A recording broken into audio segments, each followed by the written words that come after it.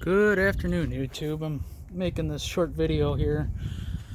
Just got done with another project on the I'll call it the LBZ. Anyway, so some might be able to recognize this and what it is. It's a cab bushing, specifically the very rear ones. Now, for those that don't pay attention to how their truck rides really, unless there's a serious major problem or just don't have a problem with the way it rides, or maybe their truck doesn't have this problem. I can tell you mine did. Holy shit, did it ever. So they call it the frame jouncing or something like that. I call it the frame reverberation. I mean, it just, the back end will hit a bump, and it's like there's no shocks back there, and you just feel the middle of the truck just doing this after you hit a bump. It just feels like the frame is just flexing in the middle. It's just relentless.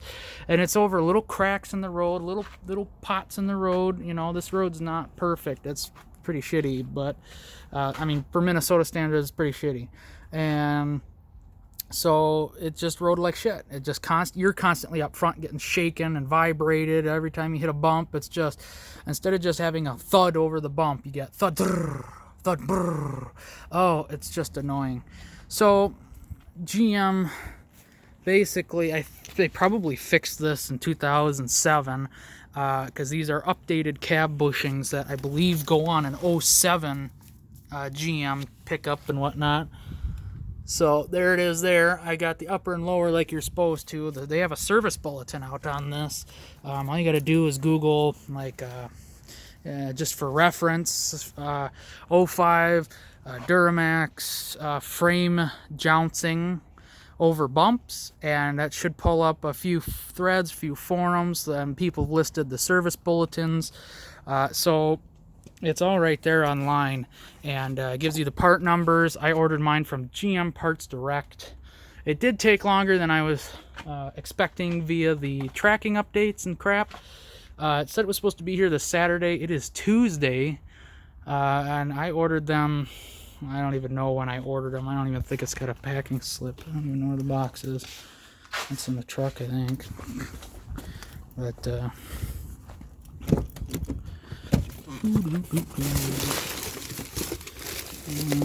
maybe it's not. No packing slip. So where's there? No. I don't know when I ordered this, but I could tell you, they said it was supposed to come on Saturday, and that was about, I want to say, a week. I think I ordered them last Friday. And they were on order for 2-3 days, and or the Friday before last. So it took about a week and a half to get them. And then it got pushed out to Tuesday, and it got pushed out to Wednesday, but it actually showed up today. It was really frustrating. I looked at the tracking on Saturday.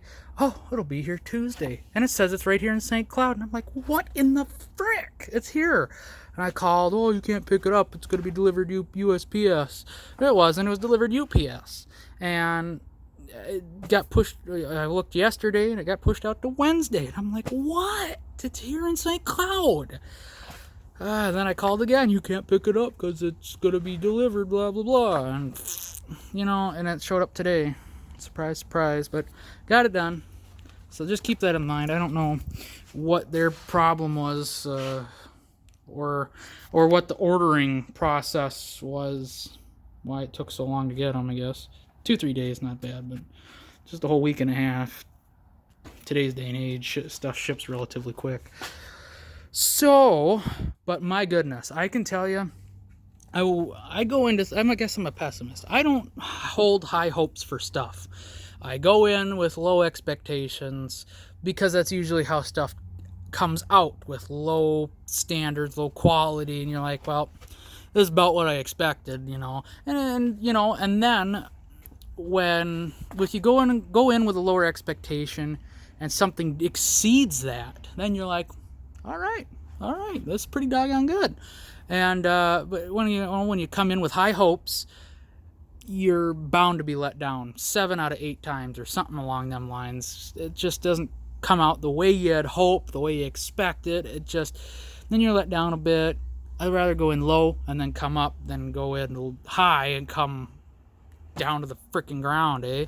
So, but this surprised me. One, I did this on my LB7, which is an extended cab. I did not have the results I have now. I still don't. And I also found out with this jouncing, GM recommended you buy Celastic shackles to put on your truck. That's a $400 set of shackles. Ouch. This cost me about $208 shipped to the door from GM Parts Direct. Now, that's still a chunk of change.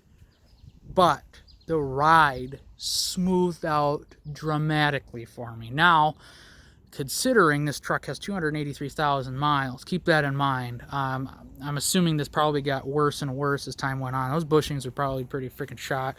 The lower ones were semi. You know, some of the bushings were coming out like this. This is the lower one. Obviously, the rust has gotten to it, but it's supposed to be a one-piece molded, and it's going into two pieces. A lot of them were two-piece for the front ones and whatnot. But I mean, this thing is just rotting away. So just imagine, you know, what the rest of it's doing. But what a difference! I am actually very pleased because this is probably about the same, if not worse, than how my LB7 was, and it is infinitely smoother. All the little cracks and bumps in the road, you just go over them, and you don't have to feel the aftermath, like aftershocks. We'll call it like that. You feel the earthquake, but you don't feel the aftershocks. That is so nice. So I just wanted to share with you guys. It's pretty easy. I had a 2x4 up against the bottom middle of the cab with a 2x4 on the jack. Lifted up the back of the cab. I loosened all 6 cab mounts. Obviously took the rear bolts out. Pretty much loosened them all the way, and then just lifted it up, hammered out the old ones, and not hard, and popped the new ones in. Set the cab down, bolt up. I read somewhere 74 foot-pounds, so that's what they're all torqued to. I don't know if the front and middle have different torques. I think if you have steps and stuff that bolt to the cab mounts, it might use a little bit different torque for each cab mount depending on where your steps mount. Whatever. Your directions for your steps should indicate what your torque spec should be. But for me, no steps yet, 74 foot-pounds. I just went with all of them, and it rides. I'm just, wow. And in the service bulletin, it mentioned putting 200 to 500 pounds. That's why I've got 210 there. It's just, I've got more than that, but I really don't want 20 sandbags in the back of the truck, eh? So, you know, between the wheel well and the tailgate, 200 to 500 pounds. This will indicate whether or not you need cab bushings. That's one of the tests. 200 to 500, drive down the road. If it smooths out, then you proceed with doing cab bushings. The other thing they said, if your tires are out of balance, especially back here, hitting bumps, that will exacerbate the symptoms. So keep that in mind, because that is, I just had these balanced yesterday, so that's not the factor, and it did help a hair. Not so much as I wanted. I thought one of them was really out of bounds because I was getting like a hopping at about 55, but that's pretty much diminished. I got both trucks balanced. They both roll smoother, but they still have a little bit of a shimmy shake. I'm deducing it down to Moog shit. Moog parts, garbage, yuck. Don't use them anymore. So far, I'm not having a problem with ball joints. Outer tie rods are good. Their inner tie rods are shit.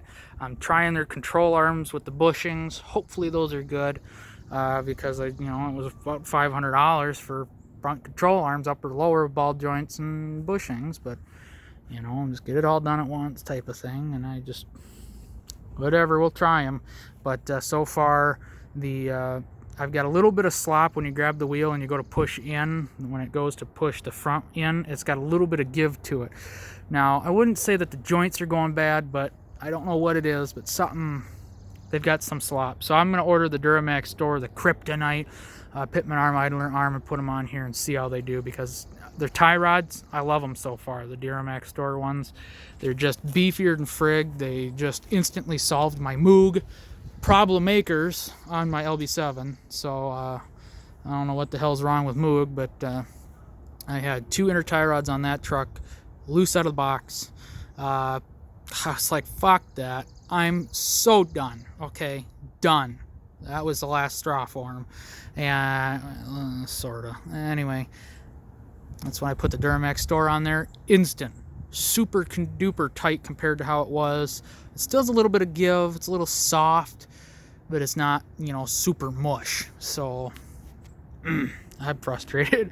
You know, you put all this money, I mean, it's what, 50-60 bucks per you know, arm, Pitman arm, idler arm, plus the support for the idler, and that's an extra 50-60 bucks a year. You're already, you know, 120, 180, $200 in arms and support, and you still got shit. You know, it's got a new redhead gearbox. That was really tight. I'm having a problem with that since I put it in this truck. I don't know what's going on with that. Where I've got a hard spot. You can see how it kind of bounces after it gets past that hard spot. So, but yeah, that's my slop while I'm driving down the road now. I don't know, and he got that hard spot in there, but I don't know what's going on with that. They said to call them. I'll call them today and figure out what they want to do. This is out of warranty, so I'm hoping they don't screw me over, because this is my second redhead gearbox. Well, my third actually, with having to warranty one out. I haven't had a problem with that one. Other than the output shaft has a little bit of, you know, side to side movement, not that much, but just a little bit. That's contributing to the squish I'm feeling. But I don't know what to do about it, because the steering in that semi-tight still. If this is going to be the way redhead gearboxes are going to be, I'm going to try a blue top. Other than that, because I love the tighter turning radius. That is just fantastic, especially for a longer truck. Crew cabs, man, you'd whip right into a parking spot without much problem, but a crew cab, it's a little bit longer. It's a little bit more like a bus than I'm used to, having 2 crew cabs now, or two extended cabs, and now to a crew cab. So a little bit different. Gotta get that learning curve situated, but in tighter parking lots. But yeah, we're cruising along now. I'm just blown away by how smooth out that is, and I'm sure the leaf springs have something to play into it as well, because these ones are freaking clapped, I tell you. The gap is kind of sad. Yeah, that's with not a lot of weight in the bed at all. Maybe 80 to 100 pounds. Whereas we go to my LB7, and you've got, you know, a gap for days. You know, front and rear, a nice gap. So those are nice and springy and soft, especially with the Celastic shackles. That I put on the LB7 because I really wanted a smoother ride out of that truck. And one thing with Celastic shackles, when you tow, it squats more, because it allows, because these factory shackles are fixed. They don't go up and down like the Celastic shackles do. And when you put a load on, those Celastic shackles open up, and that frickin' equates to more squat. So keep that in mind if you want to do Celastic shackles. But there's another guy on YouTube, I can't remember his name. He did a full install video on the Celastic shackles. He's got I want to say it's a Sierra. It's the goldish beige or whatever, or goldish tan maybe. It's not gold, but it's tan, sand tan, I don't know. Anyway, it's crew cab, short bed I believe, lifted like 6 inches or something. He put Bilsteins, he put Celastic shackles, and he's absolutely loving the way his truck rides. And well, I do too. I mean, when I had the Bilsteins on my GMC, it rode like an absolute freaking dream. And because that had better leaf springs, it didn't have the bushings, and it did have the reverberation, as I call it, the